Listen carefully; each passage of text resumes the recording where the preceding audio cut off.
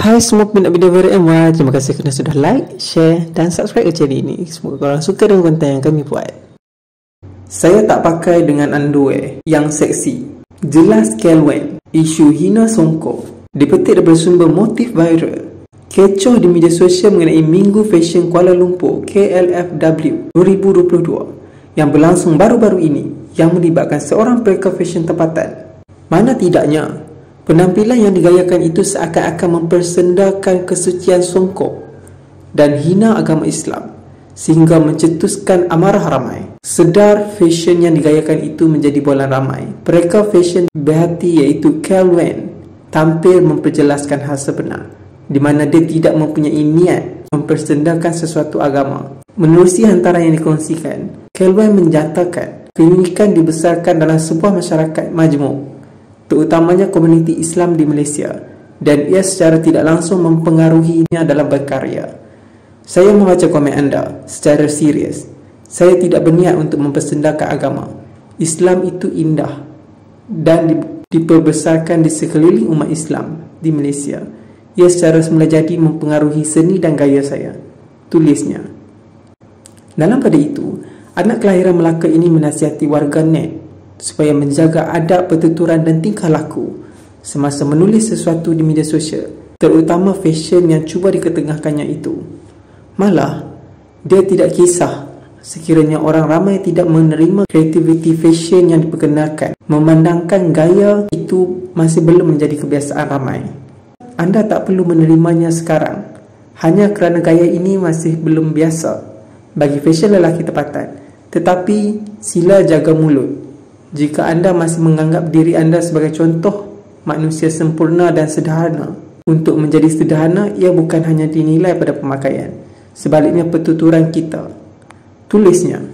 Kelwen yang juga salah seorang pelakon fashion bagi penyanyi Aina Abdul berkata, dia tidak merasakan fashion yang digayakan itu adalah keterlaluan. Jelasnya, dia tidaklah memakai songkok dengan seluar yang seksi sehingga boleh mencetuskan isu senda agama di kalangan warga net, terutama mereka beragama Islam. Saya tidak pakai songkok dengan seluar dalam yang seksi atau mendedahkan mana-mana bahagian sensitif badan saya yang menunjukkan kebogelan. Saya hanya menunjukkan lutut seperti kebanyakan lelaki Melayu di luar sana yang menjadi fashion pada hari ini. Pakai songkok dan nampak lutut adalah sama konsep dengan wanita berhijab yang memakai tudung tetapi leher terkeluar. Ia termasuklah konsep yang sama dengan memakai suit formal dengan skirt pendek ke majlis rasmi. Jelas Kelwen. Selain itu, Kelwen mendedahkan bahawa asal-usul songkok sebenarnya bukanlah berasal dari masyarakat Melayu, di mana ia sebenarnya dibawa oleh umat Islam India pada abad ke-19 dan orang Melayu tidak memakainya waktu zaman Kesultanan Melaka.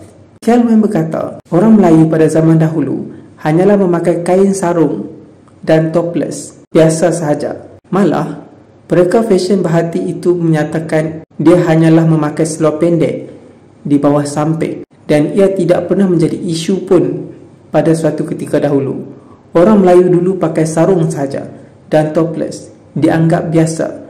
Saya memakai seluar pendek di sebalik samping. Songkok dengan seluar pendek tidak pernah menjadi isu pada tahun 1941. Dipakai oleh lelaki regimen askar Melayu diraja di Singapura, ujarnya lagi. Tambah Kelwen, sekiranya ramai tidak boleh menerimanya memakai songkok mengikut gaya hidup pribadinya sendiri, maka ia jelas menunjukkan mereka adalah resis. Dan itulah masalah sebenar yang berlaku dalam isu ini. Apa reaksi korang semua? Jom kongsi di ruangan komen di bawah. Jangan lupa like, share dan subscribe channel Media Viral MY.